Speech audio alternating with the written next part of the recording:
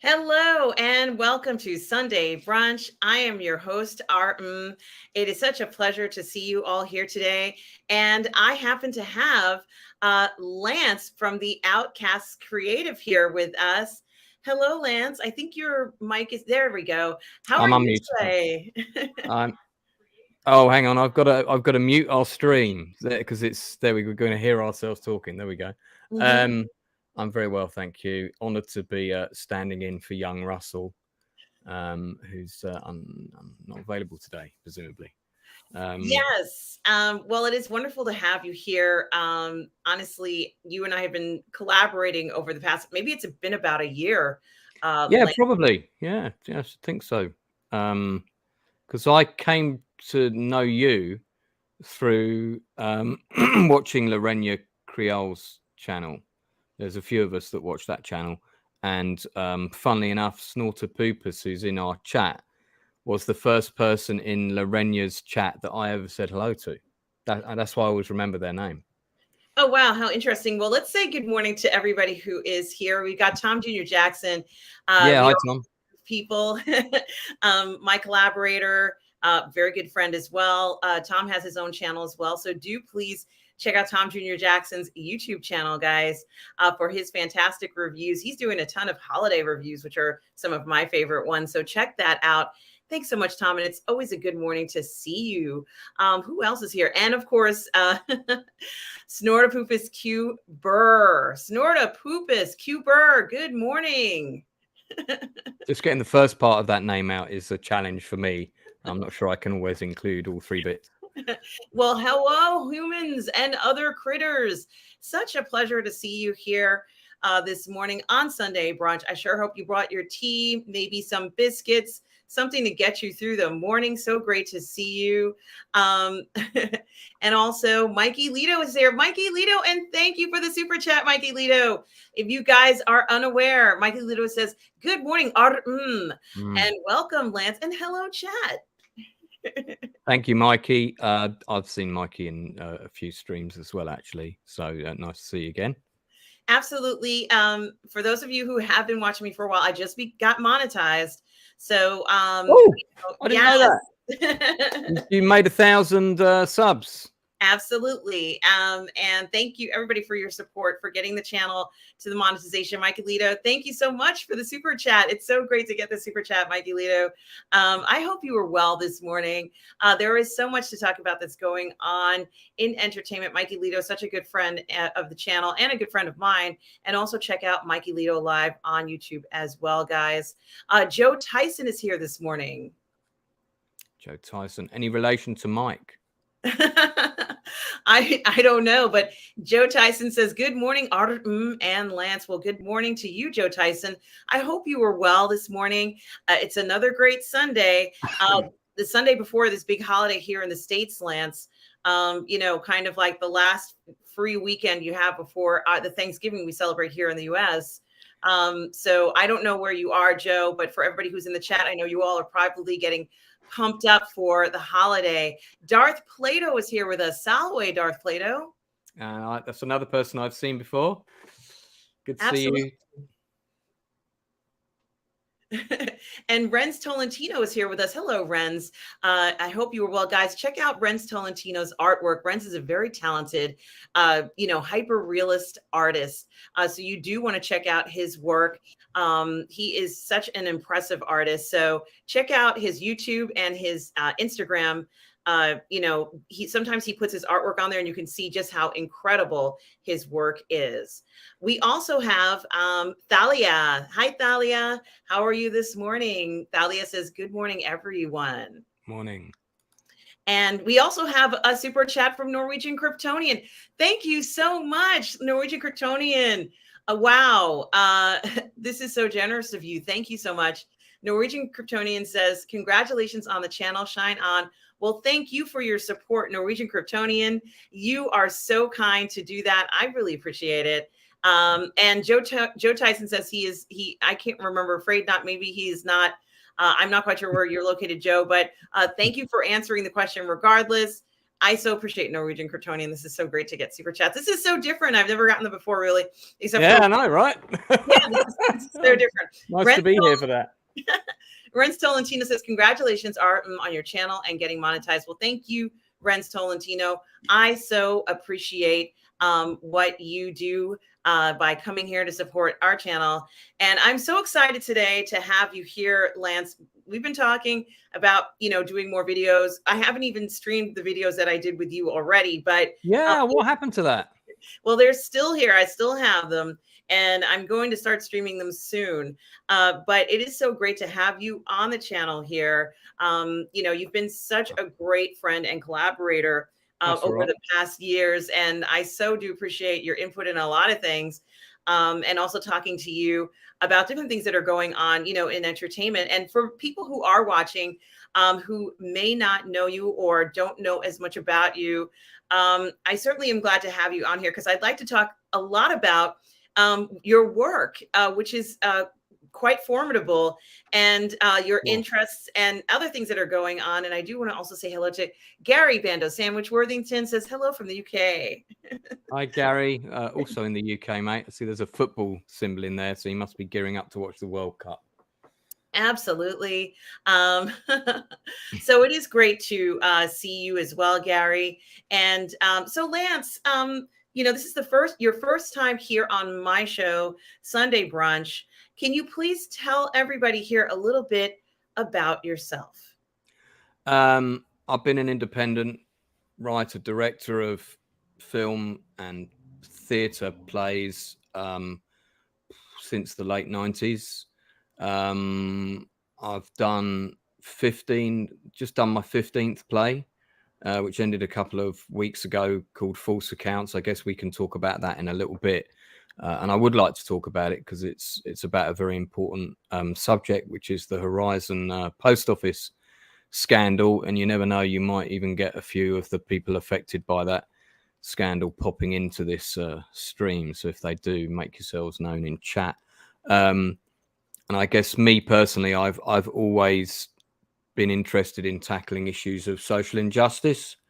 So I guess that's my contribution to the political milieu in humanity, if you like. It's not the only thing I've done. I'm a big fan of science fiction, as the various little models and things behind me will give away. This actual YouTube channel was mine originally. Dick and Tolson and I, who started the Outcasts Creative, which we started in the summer before lockdown, summer of 2019. I just said, well, I'm going to create a channel for us you can piggyback off of mine, basically.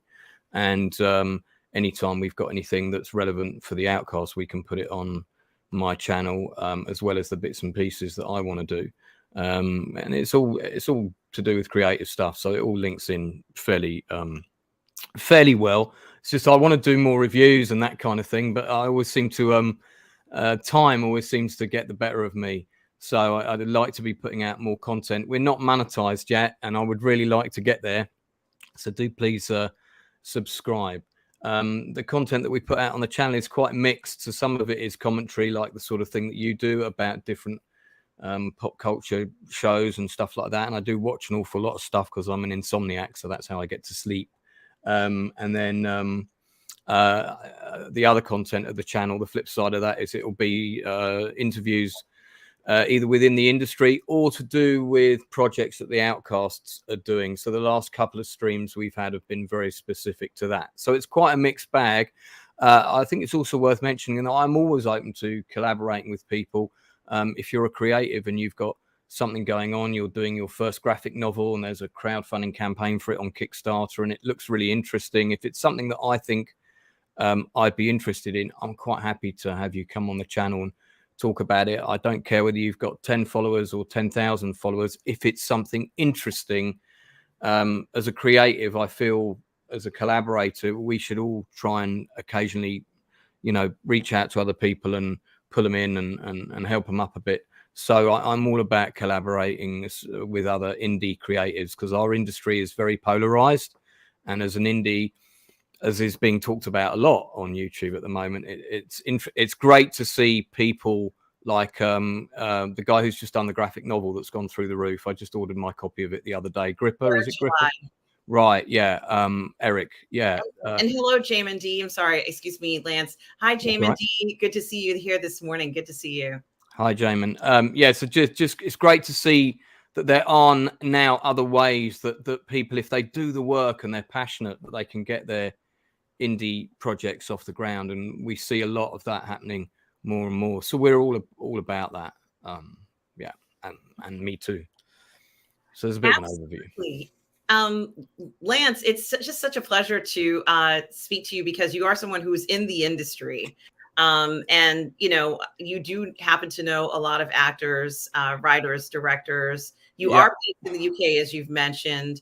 But you have also have some very interesting projects that you do periodically. So you're an active industry professional who, you know, also happens to, you know, put on productions that either just finished, you know, I think you had one that just finished this month, and then you have more down the pipeline. So that alone is very impressive, the amount of work you do. You also have actors workshops, which I have seen you do that a lot, where you help actors kind of, you know, essentially develop their careers and their art form. So there is that. You also have a passion for historical films and history. Very much. Which is just amazing to see. And I'd like to kind of talk a little bit about what you just showed me. Some tanks there. Yes. And there's loads more out of shot that you can't quite see, and a ton more in the shed in the garden. Absolutely. So I don't suppose if you have a moment, you could tell us about, oh yes, someone was saying, Jamin D was saying, sorry, but I was wondering what was in that glass case behind Lance. Laugh out loud. I saw some small figurines. So there's a massive Thunderbird 3, which I've got a smaller version of, which is here. But this is the cheap plastic one. That's the really expensive replica one that's probably worth about $2-3 grand now. And then he said the figurines, that's in the cabinet below. These are, let me get one out. And actually, oh, sure. That is, if anyone's seen the movie A Bridge Too Far, that is Anthony Hopkins' character from A Bridge Too Far, painted by a friend of mine, Kevin Dallimore, who is one of the best miniature painters in the world. I can't paint that well. You know, mine is, my standard is, get on the camera, my standard is this guy, and it's nowhere near as good. So yeah, I've got quite a few figures from history, and I'm a gamer as well, so I do a lot of gaming, and those figures are actually for gaming. They're not just to sit in the cabinet. Sorry if that was a bit of a sidetrack there. No, that's exactly what we do here on the channel. I like the other members to see that we have collectors who are here as well. You know, you dabble in so many things, Lance. Certainly, this is exactly the type of forum that somebody like you, we want to see all the things that you're involved in. So that is certainly wonderful. Jamin D says, oh, thank you for showing us Bridge Too Far. Of course, such a great movie. Absolutely. It is. And actually, just for Jamin's benefit, a friend of mine is making a book on the making of A Bridge Too Far, and it's just about to come out. They did the making of the Waterloo movie that Rod Steiger was in, and they followed that up with the making of Bridge Too Far. And this book looks to be amazing. They've got fantastic pictures that you've never seen before behind the scenes. And of course, my good friend, the late Alan Tompkins, was the art director on that movie. And he was art director on Band of Brothers and Saving Private Ryan as well. So he also worked on this film, an aborted film that we tried to get off the ground, this World War II movie. So I got to hear all the stories from Alan. In fact, there's an interview with Alan on the channel. If you dig around, you'll find it, a two-parter on the channel. That's very impressive. And I love to hear stories like that. Snortapoopa says Hopkins as Colonel Frost. That's right. Yep. Johnny Frost. Yeah. Yes. Sorry, we haven't got the facilities to take you all prisoner. His best line in the movie. Yeah. So like Russ, actually, I'm a big history buffs, probably me and Russ, who of course we met through your channel. And the weird thing is Russ lives in my old town where I was brought up, knows all the places that I used to go to. So me and Russ got on like a house on fire. In fact, I might even actually be spending Christmas at Russ's house. What? Yeah, yes. If that's true, I think Russ and I should do a special stream. If that happens, he's invited me because I don't know what I'm doing this Christmas, and that's so kind. Yeah, That it's is very kind because I really don't want to spend it on my own because that'll be proper crap. So Aww. yeah. No, I'm glad to hear that. That puts a smile on my face, and it just shows the type of community that we have here, of not only fans but also supporters of other creators. It really is a remarkable thing that's happened here on this platform, and that's exactly the type of stuff that I love seeing flourish. That amount of support, and just being able to reach out to people. I think it's really important, and it's something that shows that it is very special to be part of this. So something. Oh yes, we also have Ricky B, who's joined us. Good morning, Ricky B. Morning, Ricky B. How's it going? And of course, guys, we are talking with Lance from the Outcasts Creative, writer, producer, director, filmmaker, also he produces plays, writes plays, and he is an acting coach, an industry professional here. So you're my first industry professional on the show. I didn't know that. Can I just add two names quickly? Yes, you can. I don't want to. I feel like I'm taking a lot of credit here. Nope. So the Outcast was started by myself and Dickon Tolson, who occasionally appears on our channel, and then we also have Suzette Pluck, known as the Scary Pluckosaurus, who runs Outcast Birmingham. So we have a class in Birmingham, we have a class in London. And they both worked on the latest theatre production, which I can show you some stills of in a minute, called False Accounts. So although, I guess I was the spearhead, I wrote the script, I co-directed it. Actually, I was also in it as well for the first time. I don't normally act in stuff I direct, but I was, because Dickon and I got to do some scenes together, which was great fun. It is the Outcasts. When we do a production, the production happens because a load of people put their hand up and say, yes, I'll do it. And there were 14 of us that said, yes, I'll do it, because we didn't have any money for this production at all. And that's why it happened, because, it was a collaborative effort. We all came together. And so I don't want to feel like I'm going to take all the credit for that. Well, we certainly didn't think that of you, Lance. No, but so glad to have you here. Stubble McShave says, "Hi, gang. How are you, Stubble?" Hi, Stubble. What a great Stubble McShave. I feel like I should have that name. And Mario Lopez is here. Says, "Hi, everyone." Well, hello to you, Mario. We hope. Hi, Mario. I've seen Mario in other streams as well. I've seen Mario in other streams. I remember that name. Absolutely. And we also have OG Fan when Star Wars was just Star Wars. Great name. Great name, everyone. Good morning to you, OG Fan. When Star Wars was just Star Wars, we do remember those days, don't we? So, Lance, tell me about your most recent production, the one that I kept getting this wrong, Lance, but I know what it is now. It's about the post office scandal in the because we were gonna do the tweet first. And the tweet is loosely based on the firing of Gina Carano, hence why I'm showing my support for both Junk 3PO's channel, which one of the YouTubers. I absolutely love him, and there's two people that I watch religiously on YouTube, and he's one of them. And then also, I just completely disagreed with what happened to her. So I've got half a script written for that. But the post office scandal is something that's happening right now. The public inquiry is going on right now. And this was a play that we could get on the stage.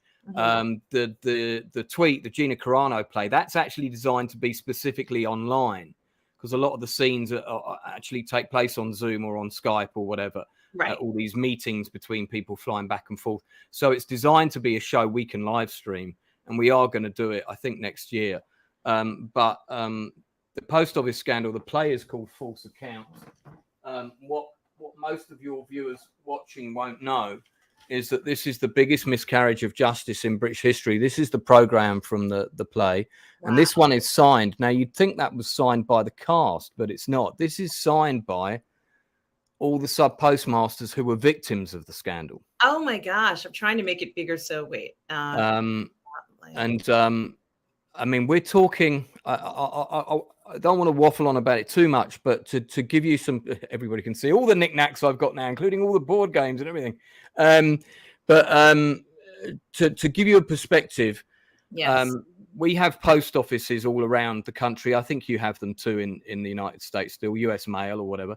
And in 1999, the computer system, they all went computerized. They went from an old paper system at the turn of the millennium to a new computer system. And that computer system was designed by a company called Fujitsu. They were subcontracted by Post Office Limited, known as POL, P-O-L, to design and build a computer system that was going to run every post office up and down the country.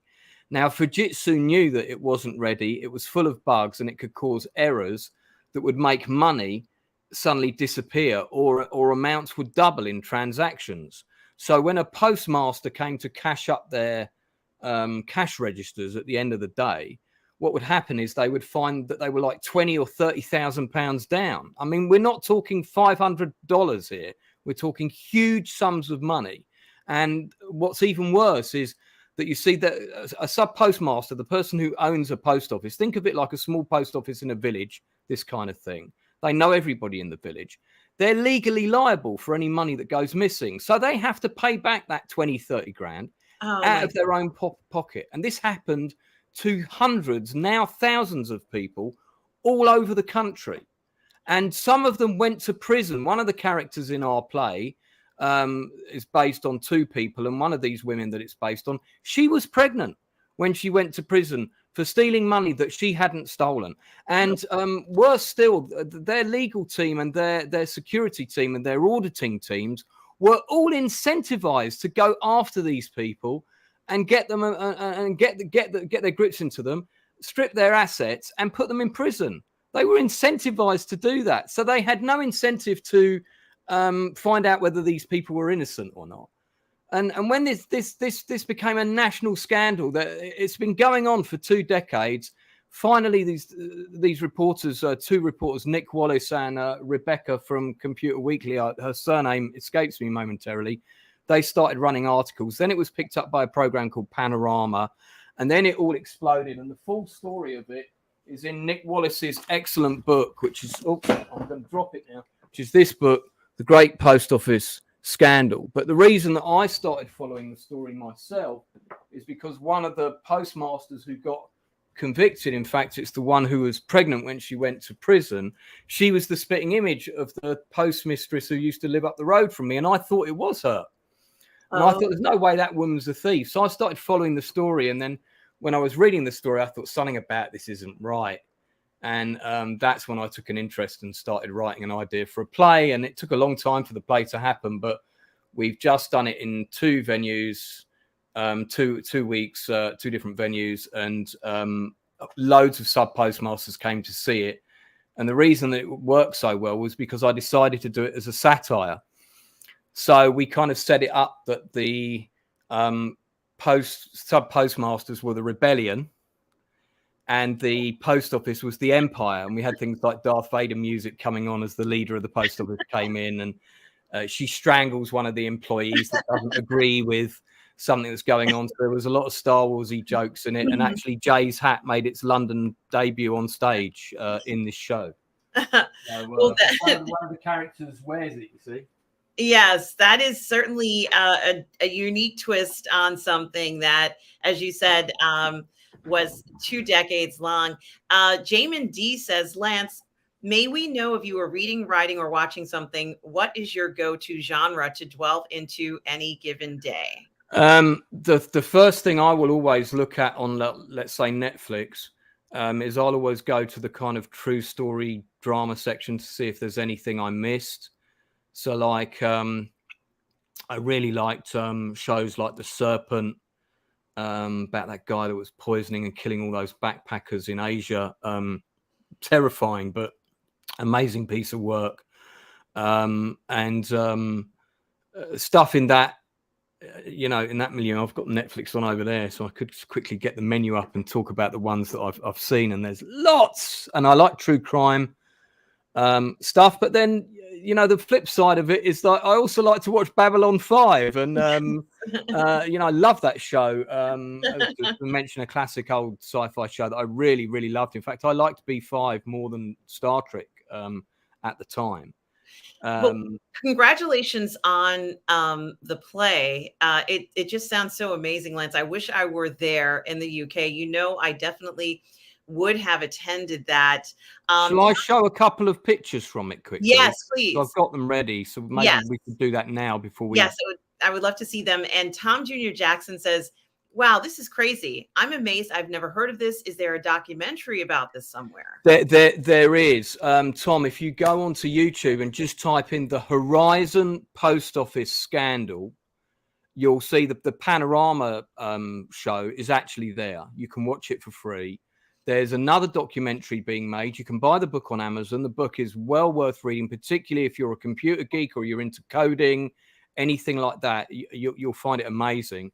And then there's also either a 4 or 6 part drama that's been commissioned, and that sadly I'm not writing it. I wish I was. Right up my street. And I met the producers of that the other night. So, I mean, to give you an example of the type of satire that we used, one of the guys who was hired by the post office to investigate what was going wrong went to Fujitsu, and he called the Fujitsu program as a bunch of Muppets. So in the play, we had them portrayed like this, which if you want to put the still up. So these were loosely based on my 2 favorite characters from Sesame Street. The aliens that go, yep, yep, yep, yep, yep, yep, yep, yep, like that. And so these were the 2 computer programmers. Very, very clever. And it worked really well. Let me grab another one. Yeah, B5 is great, Ricky. I absolutely love B5. And then let me grab one of some car. So, I mean, here, this is Kathy Odysee, who played Postmaster 4. So the play was, you had these scenes, these kind of satire scenes, and then interspersing that were these monologues based on the real postmasters, and them talking about their lives falling apart and them losing all this money and that they had to pay it back. And I mean, imagine that, the guys that are watching, if someone came up to you and said, you've stolen 40 grand and you knew you hadn't, and then you had to pay all of that money. And this is her talking about, she's playing Postmaster 4 here, Kathy Odysee, talking about her life falling apart, you know. And yeah, I've heard about Stephen King's fairy tale, Tom. I need to check that out. So that's Kathy. I'll just grab one more of the whole cast here. And it's interesting, Lance, because you chose to put a let's say I guess a Star Wars twist to it. How Star Wars is inspiring us to be creators, and I'm going to get to that in a minute. Please tell us what's in this photograph, Lance.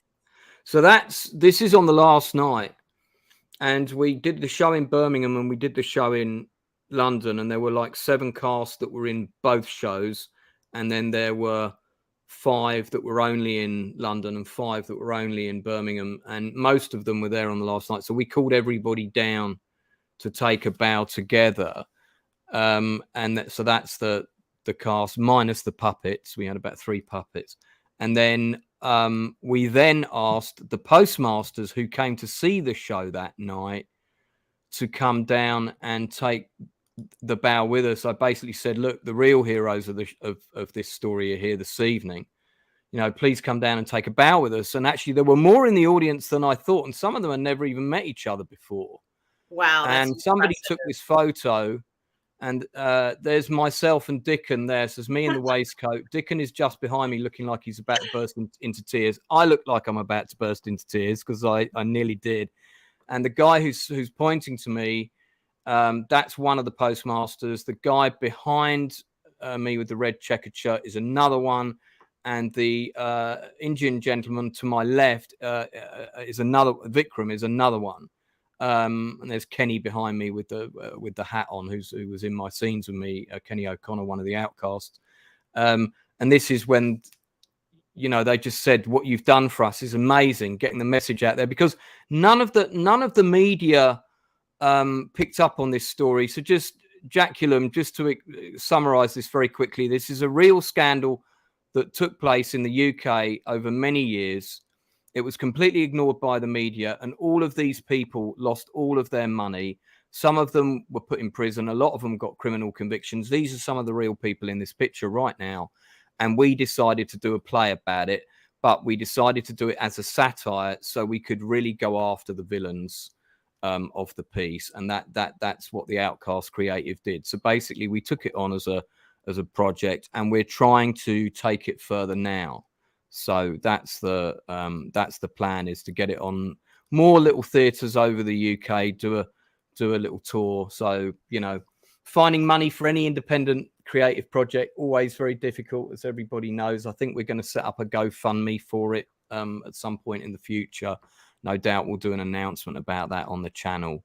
So that's just one of the things that the Outcast Creative did. It's not the only stuff we do. As you said, we run acting classes, but that's the latest production that we did, and we're all very, very proud of it. So I hope everybody followed that. Well, don't worry, we'll talk about Wakanda in a minute. Absolutely. We're going to talk. There's so much more to talk about, Lance. Don't worry. I've got plenty of time today. So, you know, I've got all the time you need.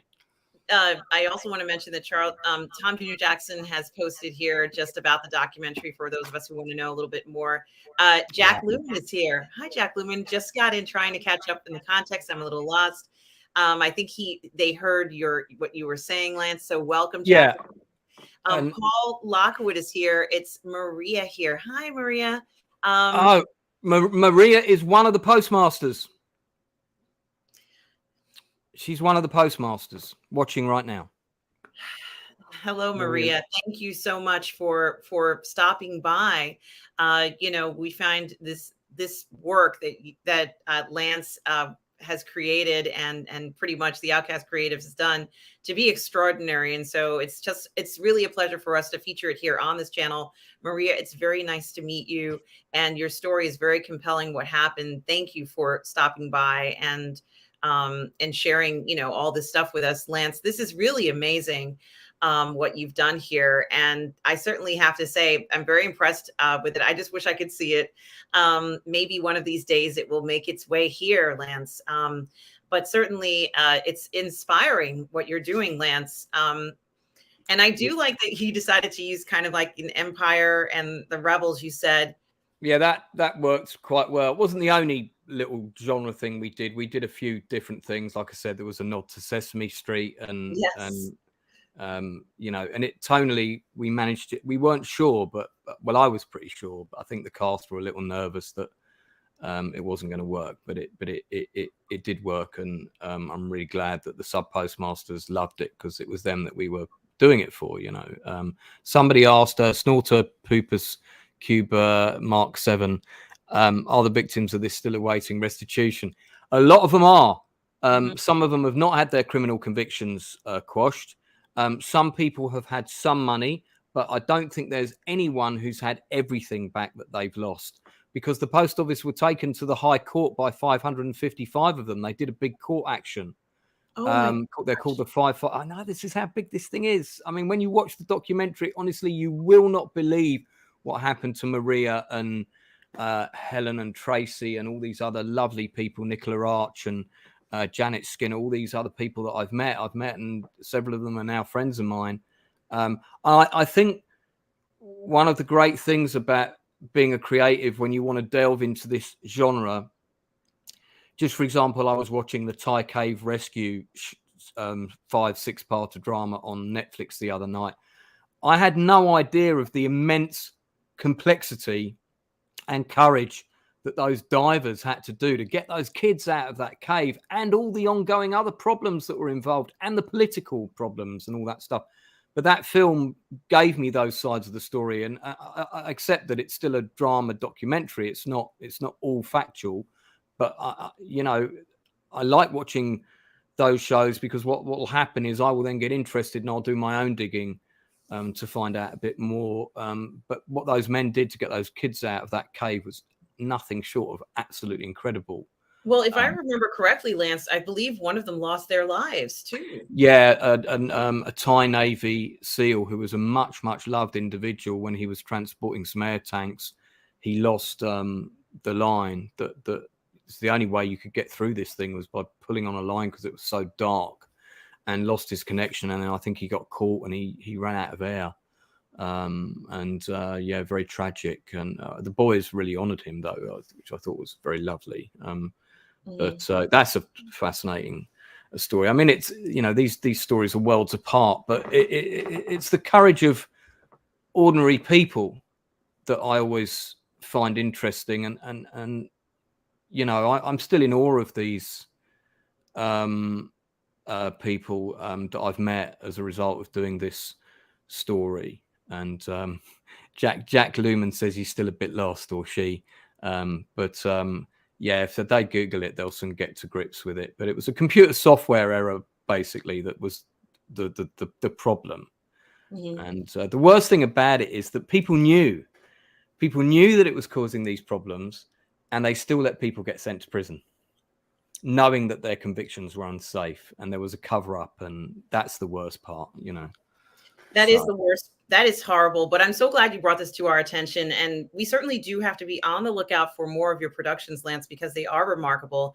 I do like how you got inspired, because this is a story about justice, to make it, but also that you used these other influences in your creation.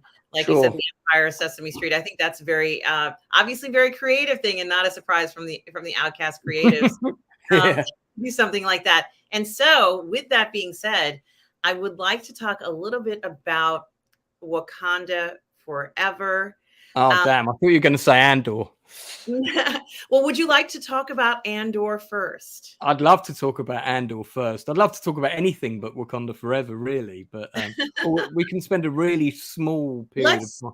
Yeah, let's spend a short We get it out of the way. Okay, let's do that. And I did just want to bring up the Rotten Tomatoes, which I do sometimes because, you know, it seems like audiences kind of are enjoying it, I guess. I've heard a lot of mixed feelings about the film. I did just want to show the Rotten Tomatoes thing where it says, you know, it's got high marks. There are a good amount of people who do like the film. It's making bank, like it. Yeah. I think you know, it's turning money. Like people are going to see it. I wanted to know, since you're in the UK, it's been out for about a week and a half or so, maybe 2 weeks. What are your personal impressions of the film, and what have you been hearing overseas about it? I mean, in terms of what I've been hearing, you know, among the members of the creative that have been to see it, and then also just my friends generally, the younger they are, the more they love Marvel stuff. So, I mean, to mention one of the actors that's in the Outcast creative called Sebastian Story, me and him are always butting heads over film tastes, because at the end of the day, I'm 50 and he's 24, I think. So we have different tastes, you know, and maybe also different expectations. And when I go to the cinema, I try and forget that I'm a director. I try and forget that I'm a scriptwriter, and I just try and turn off, and I just want to enjoy whatever it is that I'm seeing. The big issue for me, and Wakanda Forever started off great. It was like the first sort of 10, 15 minutes. I thought, okay, yeah, this is good. They've done right by Chad Boseman, and which was, you know, always going to be difficult. And then it just kind of, I felt like I was watching a script that was written by 20 people in a boardroom where they argued over everything. Oh yeah, let's put that in. That will tick a few boxes. And it just felt like there was a lot of that going on, and there was so much in it that just didn't like make any sense. And I kept saying, well, why are they doing that? Because they don't need to do that. So when I was thinking that, after I was thinking like that for the 10th time, I just started thinking, yeah, none of this really makes any sense. Who wrote this? And I started disengaging from it, and actually I fell asleep, I think twice during the film. Wow. So, I mean, I was very tired. I had the first time I'd been to the cinema in quite a while, was very tired. I'd had a lot on, but I wasn't, because I find very heavy CGI action sequences, I find them quite boring now. Unless I'm seeing something that I haven't seen before, and the faster they are and the more stuff they've got in them, the less interesting I find them.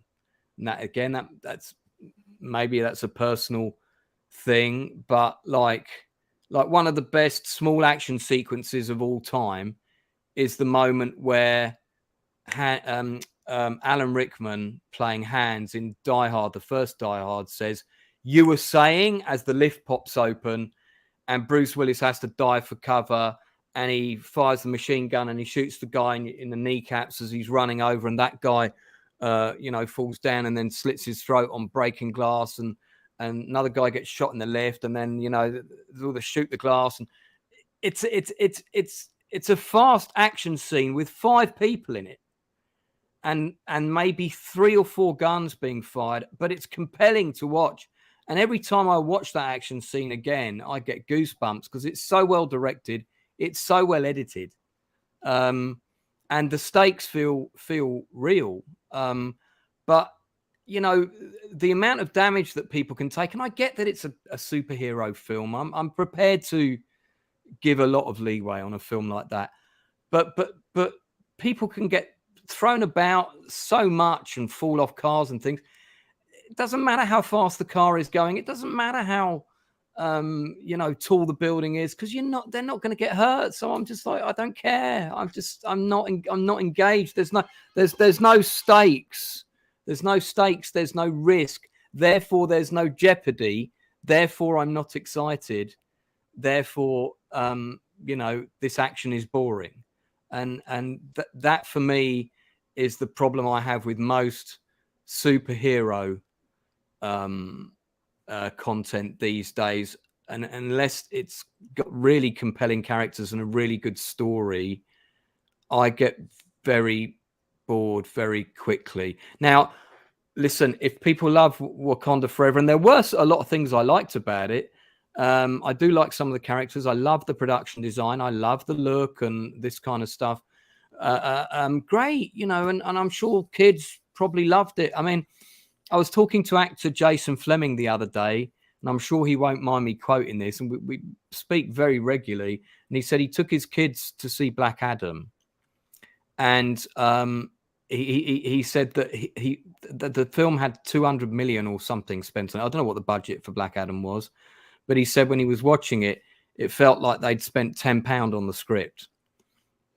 And and he just said he thought the script was atrocious. I haven't seen Black Adam, so I can't comment.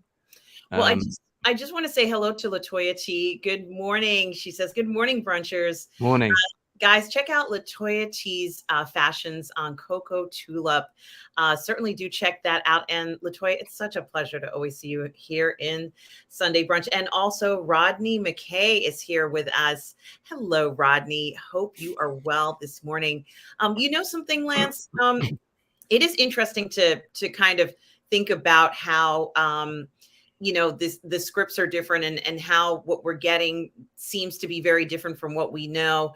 And it is kind of a shift. It's like there's been a shift in a lot of what we would expect to see in some respects. I want this film to make enough money so they can make another Wakanda film. I don't want it to be. I'm sure they're going to make another Wakanda film. Yes.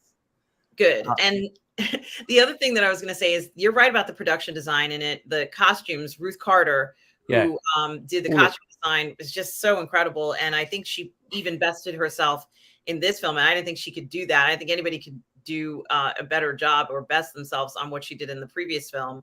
So I did enjoy that. And there were some elements in the film that I enjoyed, but I wanted to get your opinion on it. For me, and just so people know, I loved the first Black Panther film, by the way. I did too. I saw that on a cinema on a massive screen with my ex-partner, and we both really liked it. And my ex-partner was African and is from Uganda, and so there's a lot of influences in the whole Wakanda thing with the culture, little cultural references and stuff like that to various different bits of Africa. And I liked the fact that they mirrored a lot of African politics and elitism, and I thought that was very brave, and I thought that was very clever, and There was a lot about Black Panther I really loved. This film just felt, I don't know, that like they were shoehorning different things in, and it lacked a cohesive vision for me. That was the problem for me. And It lacked a cohesive vision for the we narrative.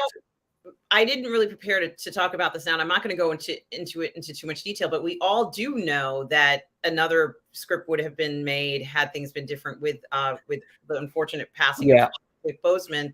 So there is something to consider in regards to that. And we've recently been seeing a lot of films that have had to been rewritten for unusual circumstances. This has been such an unusual past few years. So there is that.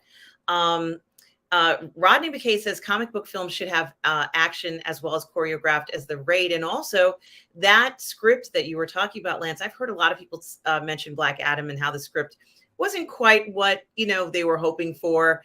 It didn't have that level of intensity to it. However, Black Adam was a film that I've seen and I enjoyed the film. So while it was visually pleasing, it felt like there was something missing, but I still watched it. I think it's interesting to see where we are in regards to these films. And I just wanted to get your opinion because everybody has a different take on what they're expecting from a film. You made a really good point about younger generations approaching the film from a different point of view. Yeah. And, we acknowledge that. Certainly, we're going to keep seeing a lot of that.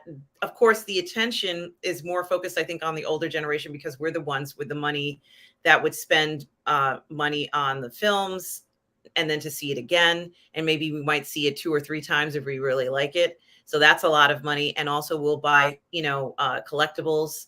We might go ahead and see the person at a Comic-Con. So we're kind of the ones who are bankrolling that cash flow into them, making more money on it than just, we would go ahead and buy, the 4K version of the film. So these are all things that they are also considering in the sense of, even after the film comes out, what happens then? How much money will they make in perpetuity of that? And that was something I think that they are concerned about, especially for people of our age, since we are spending the money on that. So it was something that I thought about a lot. And I want to see how it really does play out. But since we've kind of talked about that, I do want to talk about one of my favorite shows Yes, Andor. I want to talk about it because I've been so impressed with this particular show in so many ways, and I've kind of had a laugh about it. And it even inspired me, Lance, to do my own parody of the show where I am, where I live on Coruscant. And I'm going to hang out with Mon Mothma at her house and go to her parties. And I talk about what I hear about behind the scenes and what people are, kind of saying and just kind of having a laugh with it. It's really improvisational, right? But it's kind of like my. That sounds great. That sounds great. It's like something we should do on. I could get a load of actors along, and you could be in it, and we could do it on the channel. I would love to do that. Oh my God, Lance, that would be so great. That's actually a really good idea for a little spin-off thing where it's like the extras in the background. What are they talking about? Yes. And I have it on my channel, Lance. If you go to my channel, you'll see it. It's something like, how I got invited to Mon Mothma's party, and I take a trip to Tassio Moon. I actually want to go to these places. And this is something that I do want to say. We all are fans. And, at the end of the day, it's true that this community has made me enjoy all of these IPs so much more. It is true. And at the end of the day, I do have like ideas that if I could go into that world, would I go into that world? And Andor has done that for me. I feel like I could live in that world that Andor has brought to life for us. And I think it's very interesting because it's not that I don't have that feeling in other IPs, but since they've made it so, I guess maybe approachable, I could really see myself being there. I don't feel like I couldn't fit in there and you couldn't come along. All of us could live in that world of Andor. I think, is there something to be gained, Lance? Because people are saying, how different it is. It's not like, some people saying it's not like Star Wars. Is there something to be gained to having a show where you do feel like you could fit into this show, you could live in this show, what is the benefit for the Star Wars IP to have a show like this versus one where they're mainly focusing on Jedi alone? I think it's great that we've got a show where we're not seeing any Jedi and there's no lightsabers or even a hint of a lightsaber every episode, because the whole point from day one in the Star Wars universe was that Jedi were rare. And I mean, in the first film, and indeed in the first trilogy, which I grew up on, by the way, and I am a massive fan of. I went to see it like 9 times when it first came out in the 70s. You know, they were what's the line? Grand Moff Tarkin's line. The relics of that old religion are all but gone. You, my friend, are the last of that religion, I think he says, is the line. And you know, and then we had the prequels where, of course, okay, they're in abundance, and we've got, you know, lightsabers, you know, 50 aside, running around. And by the way, I watched the prequels for the first time since I saw them in the cinema. I've owned the box set, and I just couldn't bring myself to watch it again. And I watched them when I was down with a horrible flu, and I was stuck in bed for days on end just before Christmas last year. They had not aged well. But so part of the reason, going back to Andor, part of the reason I love it so much is because it does feel in the Star Wars universe, and it feels on the fringes of the Star Wars universe, about ordinary people that started doing extraordinary things. And that's really what the word rebellion means, isn't it? I've got the right hat on for this stream, definitely. Because all the rebellions in the history of humanity have all started with ordinary people doing extraordinary things. And I like the way that the backstory to Andor, Cassian Andor, which was a show that I think a lot of us didn't think we really needed.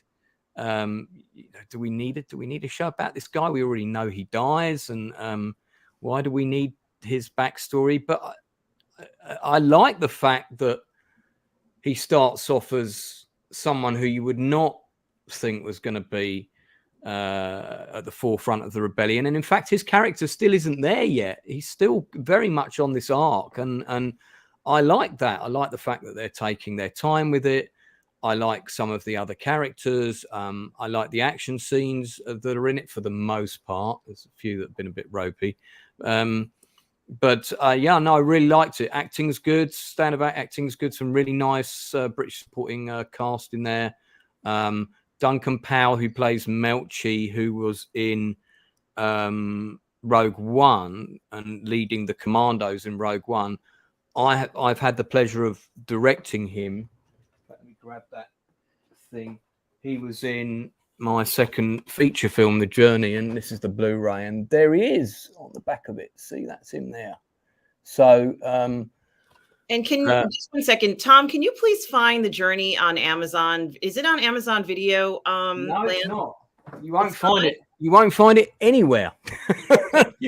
There's a story behind that, but I don't want to get too sidetracked. It is due for release, but God, if I go down that road, we'll be on that subject for about an hour. Well, actually, Lance, I brought you here to talk about, you know, everything that's going on with you, and it's okay. Maybe we can talk about that another time. I certainly don't want to necessarily. You can look if you go onto YouTube, search The Journey trailer Jason Fleming, and it will come up. Because, by the way, there's dozens of films on IMDb called The Journey, and there's a long story behind why it hasn't been released, which I'll get into another time. But it's all about people dealing with bereavement on an island in Greece. So it's quite a niche subject, but most people have lost somebody these days. So I suppose it's not really that niche. And I made it. It's a film I made to help people deal with grief. That's that, and it's an uplifting film. It's not a depressing film.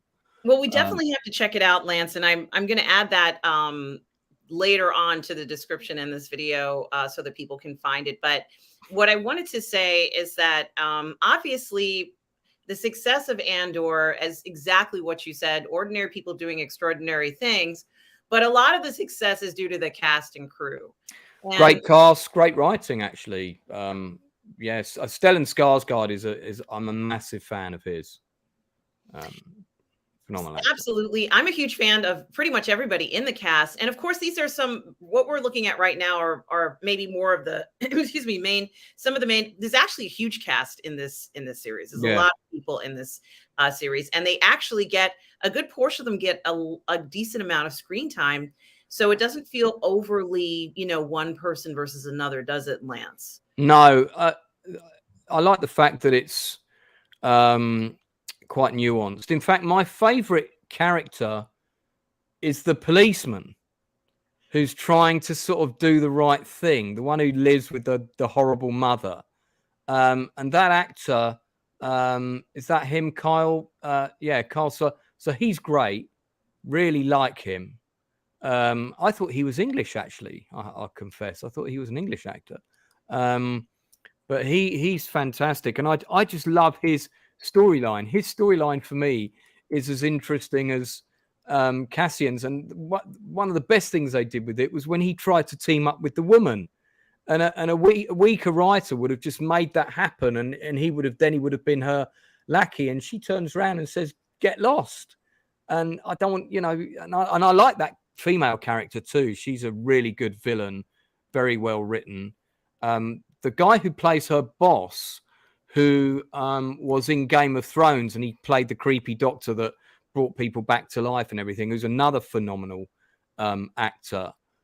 He lives just up the road from me, and I've met him on the tube or the subway, as you guys would call it, many times. Yeah, Denise Gough is excellent, and she's a jobbing Irish actor that's been around for a while. Do check out her other IMDb credits, guys, because she's done some phenomenal work. She's done some really good drama shows. So there's a lot of work that she's been involved in that's worth watching, for sure. Well, Stubble says that it's an international cast. It certainly is. You are correct, Stubble. And I do just feel like I almost have to mention that there are a lot of British actors in the series, and they do certainly add a bit of that to the story.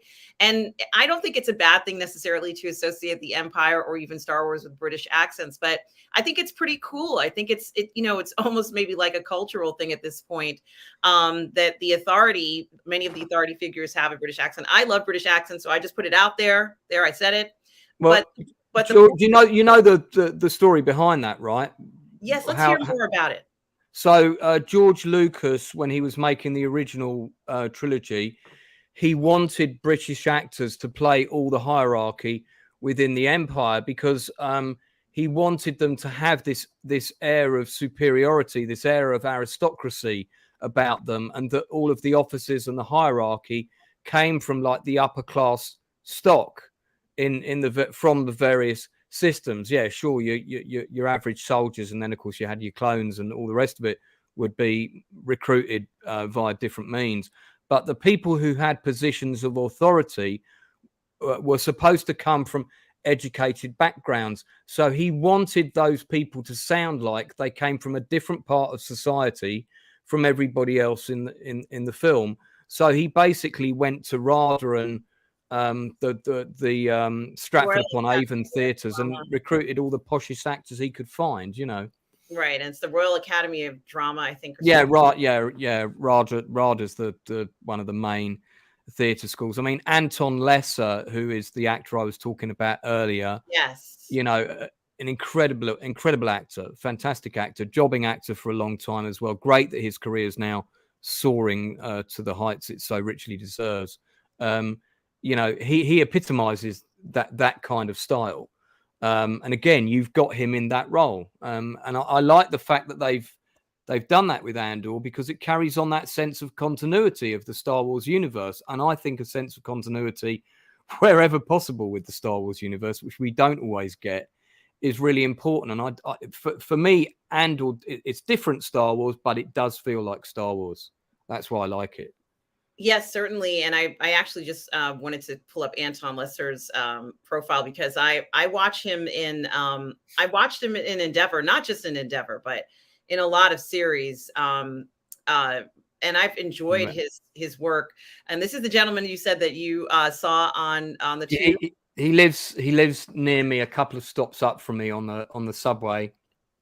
and I've bumped into him on the tube a couple of times. He actually sat right opposite me at one, and I straight away went, Anton Lesser, because I actually remembered his name. Normally my mind goes blank when I see everyone in the industry, and I fumble around with my brain cells to try and remember their name instead of going, oh, you played that bloke in that thing that time. You know, but yeah, and I had a really pleasant conversation with him, and I've seen him on it a couple of times. He's a very, very nice man. You know, sort of person I would love to work with at the drop of a hat if I could ever get the right project. Yes. Well, it is very interesting. And certainly the cast is extraordinary. And as I mentioned before, I have kind of been inspired by the show to do a parody of it and about it. And here's the link to the journey, everybody. That's the trailer. That's for the trailer. The trailer for the journey, guys. Thank you, Tom. Thank you, Tom. Thanks, Tom. And if you, by the way, if you go on that link, I'm pretty sure the link for the premiere that we had in London in 2014. So it's nuts saying that now, 8 years ago. That will come up as well. And then there's a few other videos like behind the scenes and various other bits and pieces. And this is a film that was made for almost nothing. It was like a 2-hour feature film shot in Greece for $30,000, give or take. Yes, and OG fan when Star Wars was just Star Wars says, and I'm assuming he's talking about Anton Lesser. He was great as Thomas More in Wolf Hall, and of course, as you guys know, I did a short video on Hilary Mantel, who just passed away a few weeks ago, who was the author of Wolf Hall. Yeah, that's right. Yeah, and she was extraordinary, writing her historical fiction novels that were just incredible. He was great in that. Anton Lesser is a fantastic actor. Certainly, it was great to see him kind of being in a role of authority there. He also was in a role of authority in Endeavor, where I guess I don't know the proper name, police chief, you know, the head of the police. Right. It's a different name in the UK, but that's what he played in Endeavor for many years now. And I think constable, isn't he the head constable or something like that? That's right. And he's been wonderful. I think Evans is the actor who plays Endeavor, but he's been wonderful in that program as well. Certainly a lot to be proud of. Of course, I don't have his picture on here, but I also have to give credit to Serkis, who Andy Serkis, who has been just extraordinary. Honestly, he was always an extraordinary actor anyway, but it feels like we're seeing a little bit more of him in particular. When I say him, I mean his face. He was in Batman earlier this year. He's not the only one who was in Batman and in Andor. I can't remember the other actor, but Andy Serkis has really been, you know, hitting it out of the park when it comes to his performances. And I don't think it would have run as well without his performance as Kino, you know, in the series, honestly. You might be thinking of Ron Cook, who played Parker in the absolutely dreadful live-action Thunderbirds film. But Ron Cook is a fantastic actor. Also somebody else I've met. And in fact, I had a conversation with him about that Thunderbirds movie when I met him. And oh, how we laughed. But he's a really lovely man. He's a brilliant actor. He's done a lot of films with Mike Leigh, and I think he had a bit part in one of the Batman films, Ron Cook. So Andy, of course, after he did Gollum, got so interested in the CGI side of things that he set up his own special effects post-production company. And for a long time, he was behind the camera, very much doing all of that. In fact, I invited Andy to the premiere of The Journey because we have a lot of friends in common. I set visited a film that he was in called Last of the Jolly Boys, but he won't remember. This was a long time ago. So yeah, for a while he kind of wasn't doing much acting. He was in post-production, he was in special effects, and his company really took off. And they you know, they were fully booked. You couldn't get them. People wanted to work with them, and they couldn't get them for like 5 years.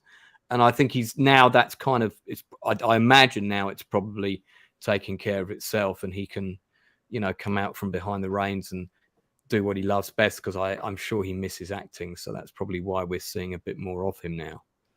Well, it is great to see him. And hello, Bye for Dahavit says, hi, hi, Bye for Dahavit. It's great to see you. Yeah, that is something to think about. And I hadn't thought about that. And oh, look, Retro Nerd Girl is here today. Hello, Retro Nerd Girl. She Hi, says, Retro. so glad to catch the stream.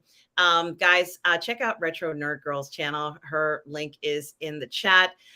Certainly do check her out. I think I might have subscribed to that channel already. Name rings a bell. Yeah, she's fantastic. She has such great reviews of all the things we love. Certainly do check it out, guys, if you haven't already. Yeah, and I just think it's very interesting that we are seeing Andy Serkis. He's a great actor, either in motion capture or this way. And I'm assuming he's probably done voiceover roles as well. Oh, yeah, he's done loads of voiceovers. Loads. He really has made the show also come alive, and I think if anything, they've perfected essentially letting us see how people interact in real life situations, as far as I'm concerned. And we haven't been necessarily getting a lot of that in a lot of the television shows that have been coming out. And finally, when you do see it, when you see these sort of real emotions and real feelings in a lot of these productions now, it is very different experience. We have this other situation where Mon Mothma now is has to decide whether her daughter is or isn't going to be with someone she doesn't want them to be with, and that's completely relatable for a lot of parents. When when their children are about to make a decision like that. Her daughter is very, very young. But apparently in Chandlerland tradition, that's what is done. So I think that's very interesting. Overall, what do you think of the series, Lance? Do you think that more people are going to start to watch it once the finale comes out on Wednesday? I don't know. I mean, I think probably the people that are of the Star Wars community that are hooked into it are probably already there. And I think there was a lot of people that were quite wary about it at first, and I don't think people expected it to be very good, particularly after the Boba Fett fantastically choreographed, awful climatic battle sequence of "Let's dig in here" behind the market stall, which made no sense whatsoever. And I just thought, God, who made this? But this was everything in Andor made sense to me. The characters all fitted in. People did actions or pursued storylines that felt right for their characters. Nothing felt forced. It was, it was a little bit of box ticking and that sort of thing, but that's in everything now. I really like it. I give it an 8.5 to 9 out of 10 for a Star Wars TV show. And you see, not everybody liked Rogue One, but I'm a massive fan of Rogue One. I got taken to a cast and crew premiere of that with my friend Sharon Duncan Brewster, who plays the lady in the gold dress in the council meeting. She's in June. She plays Dr. Kynes in June, so it's a bit of a bigger part in June. And fantastic, phenomenal actress. So I got to go and see it, and she was really nervous. She wasn't sure if it would be any good. And after we watched it, we were both buzzing about it in the car all the way back. And she's not a particularly big sci-fi person, but she said it was the first time she'd done something sci-fi that she was in that she absolutely loved. And I loved all the way that they tied in different things, like how Luke's Red 5, that you saw that guy, he got killed, so that number was available to then happen in the what would follow on in the story. And they're doing it in reverse. They're showing us things that we've seen in Rogue One, like how Melchi, Duncan Powell's character, and Andor, how they met. And he would obviously later become part of the rebellion with him. And then we're seeing Forrest Whitaker when he's younger. And that was one bit of the Rogue One story that didn't quite work for me. Forrest Whitaker's character felt very inserted, but I found out subsequently from people that worked on it that a whole load of scenes with him were cut. So that's why.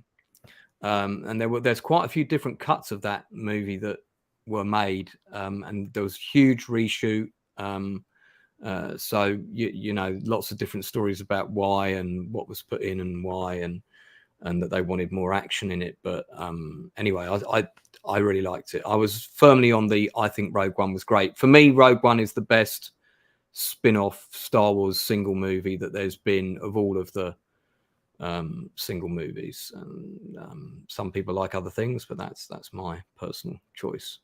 So yeah, love Andor. Watch Andor. It's good. Yeah, I love it too. And I am hoping more people watch it because they are kind of saying that people have been, kind of burnt from the other series because those didn't perform the way as expected. Certainly, I think word of mouth is going to get out about Andor. We already know that there's going to be two things that happen. There's going to be, unfortunately, Marva's funeral, and there's also going to be Krieger is going to be somehow intercepted. What did you think about how the AI was treated? In Andor. Do you mean the little robot guy? Yes. The sort of the R2 thing. Yes. I really like him. That's actually the first time that robot and the robot that was in Rogue One, they're the only two robots that have been in Star Wars apart from R2 and C-3PO that I can remember with any kind of reverence and feel that they were a character that I got to know.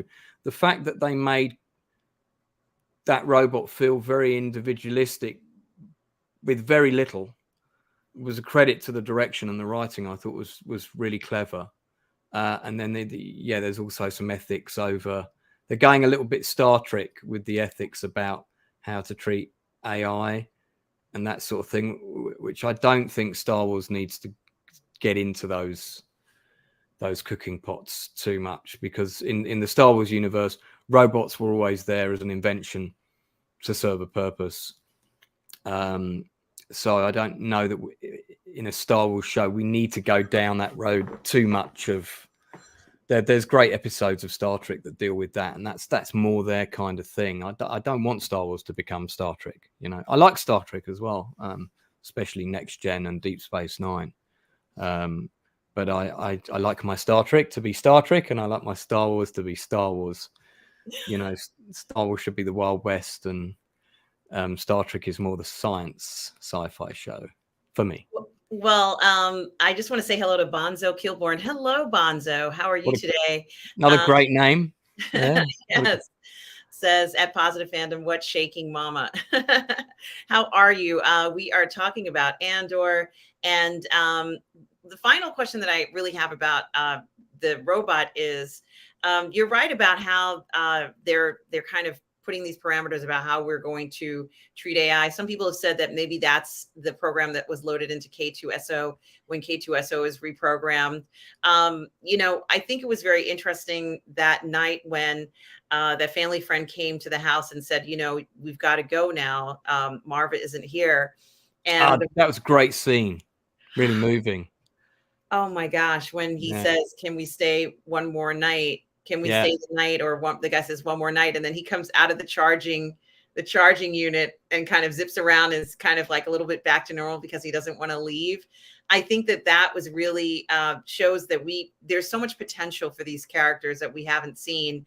And I'm not going to say that we weren't, they haven't delivered some extraordinary performances for some of these artificial intelligence, but there's a huge potential in here, especially in Star Wars. And I know you said that maybe that shouldn't be the place for it, but it was quite. No. I want them to be. I like the fact that they're getting characterized. That they feel more than one dimensional. I love all of that.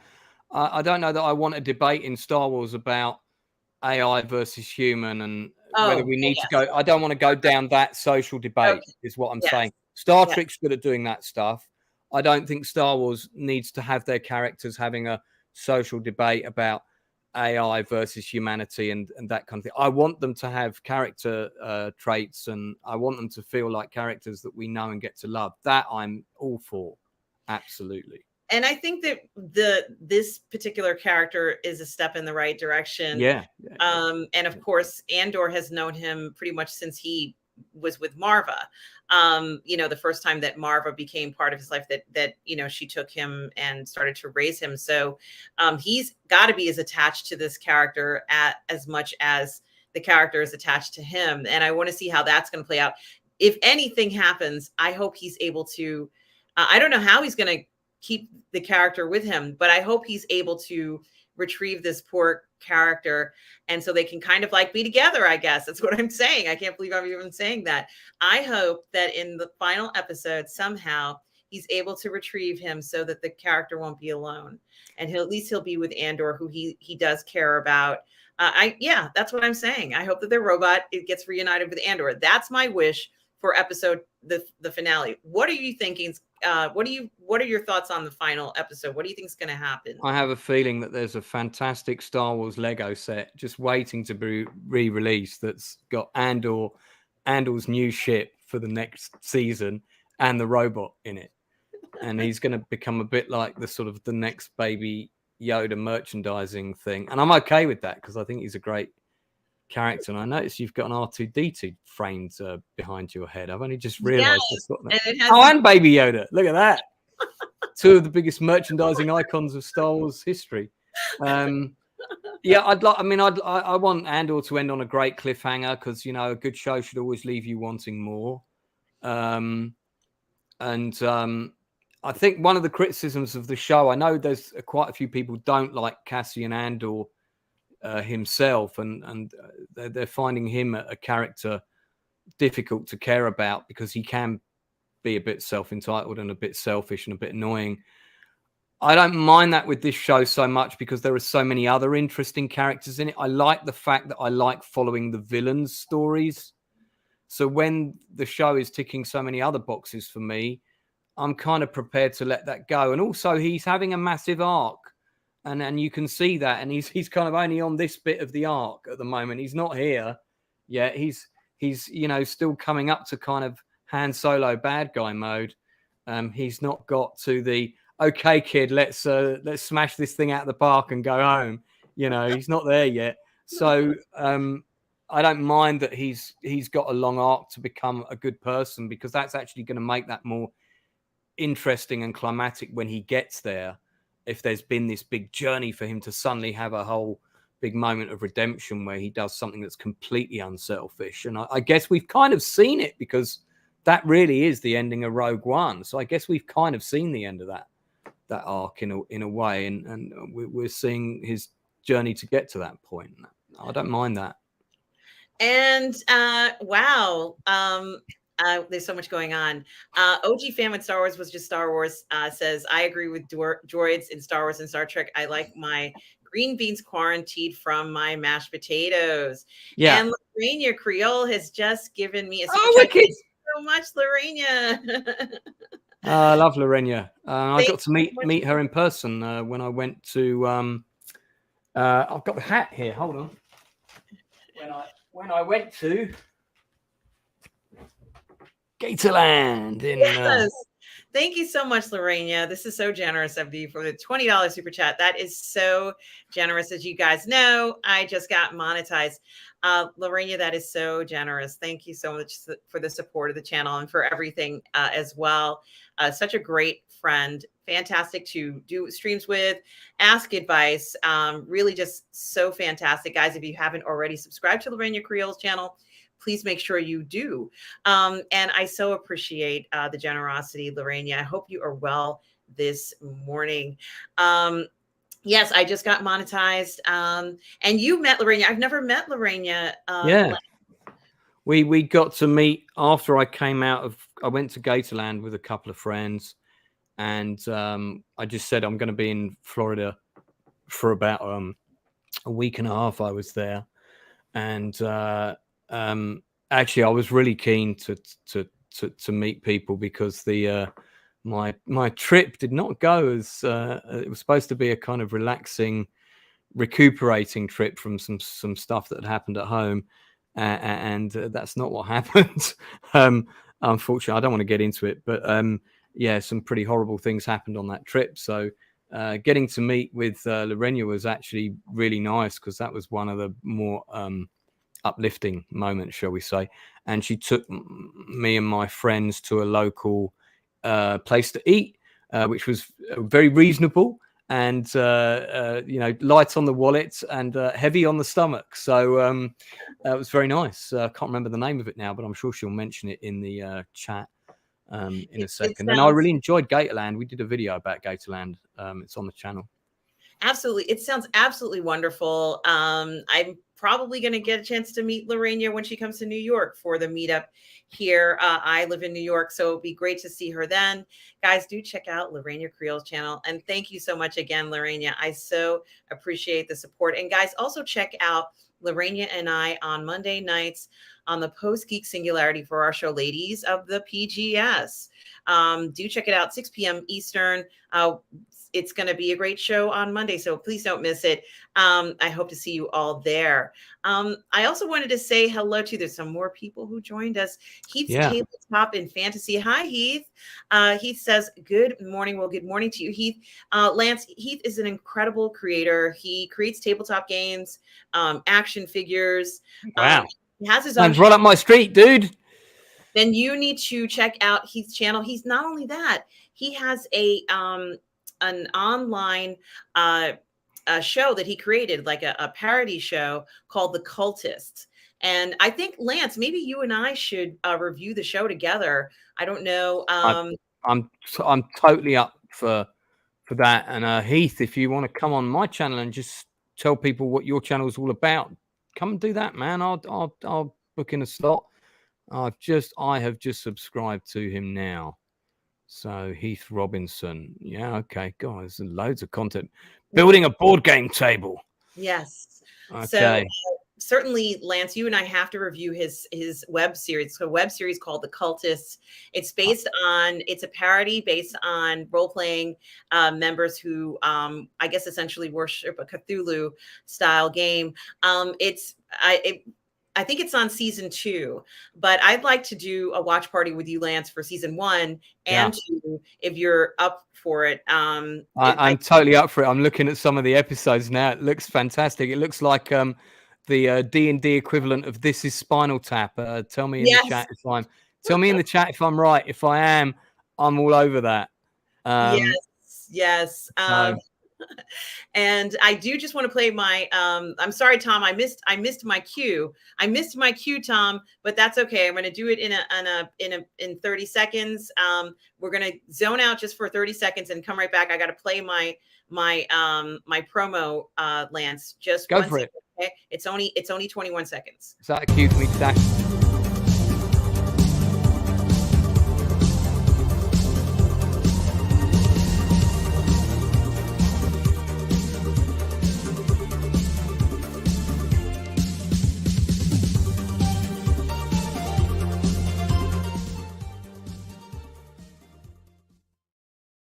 Yeah, that was my promo. I'm sorry, Lance. That felt like something I would see in my old video store in the 1980s that would sort of play before several trailers or something.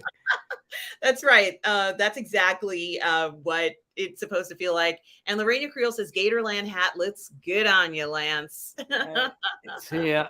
I can stick it on top. There you go. I have to say that, like some baseball hats just fit your head really well. Mm-hmm. You can see this Rebellion hat is quite knackered. I have worn it absolutely everywhere because it just really sits on my head nicely. I've taken the Gateland one out quite a bit. I'm now a massive baseball hat guy. I've got like 30, but just out of reach. Well, Yash Srivastava is with us. Hello, Yash. How are you? Asks, what did we think about Black Panther 2? Was it a good movie? And I would say you have to make that decision yourself. I think it's good in some ways and not so good in others. And as I said before, I don't love it and I don't hate the film.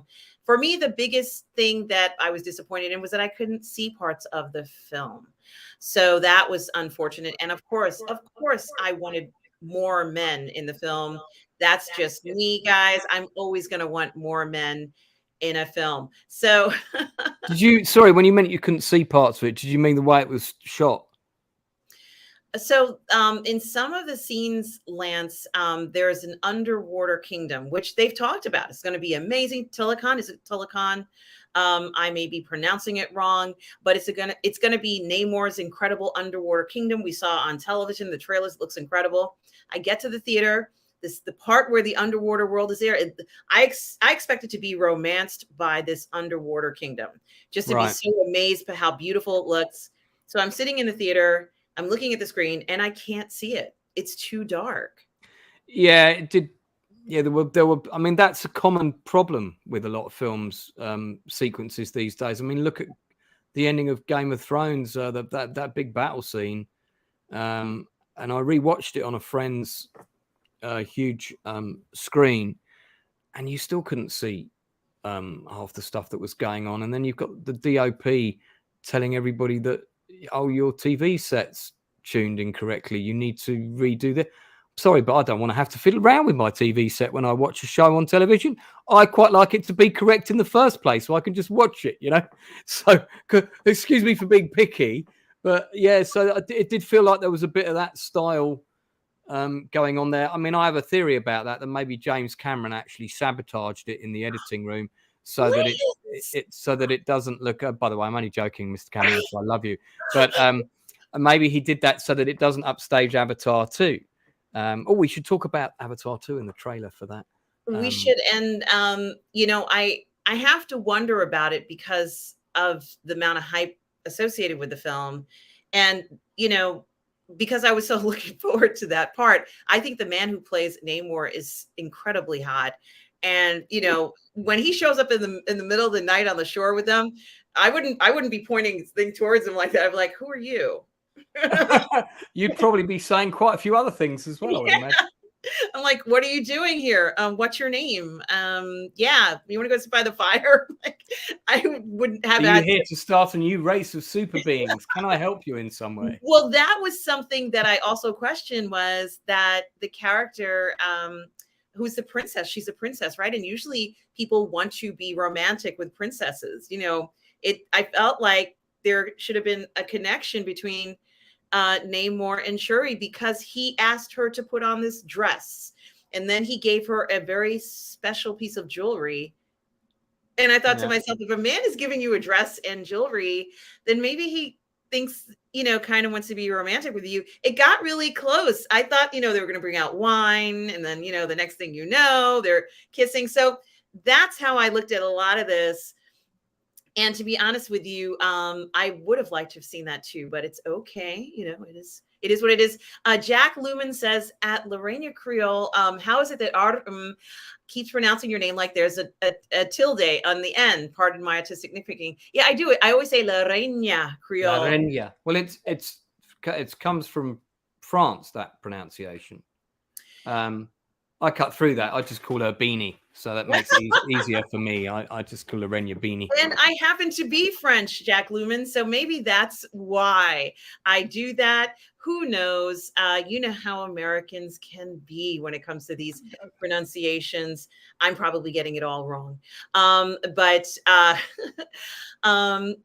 What I was going to say is thank you, Yash, for asking about that. Yash also says he thought it was dark, and he appreciated what they were going for.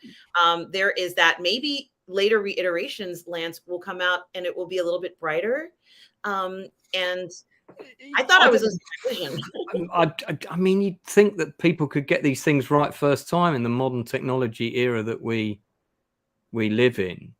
I know that one of the reasons that Avatar 2 was delayed, and it's not just because of the pandemic, although that did impact post-production, is because the technology was evolving at such a fast rate that the post-production process couldn't keep up with the rate that the technology was improving, because it was improving so quickly over the last few years that I think Cameron, you know, when it comes out, he wants it to be groundbreaking. And if you think back over the last 20 years, you can probably pick out 5 or 6 films that have done something groundbreaking from just from a visual aesthetic point of view. Independence Day would be a good example. Jurassic Park would be a good example. Avatar would be a good example. And I'm sure Cameron wants Avatar 2 to be on that list and not just have people feel like they went and watched Aquaman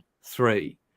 So he's got to push the boundaries of what they do with effects in water. And CGI in water was always the most difficult thing to get right in the early days of CGI. Water was really difficult. I'm looking. You know what? I know there's a big backlash, and I know a lot of people don't like Avatar. Here's where I'm going to go against the grain. I'm a massive Avatar fan of the original movie, and I liked it. I didn't care that it was like Dances with Wolves. I didn't care that it was a story that we'd seen before.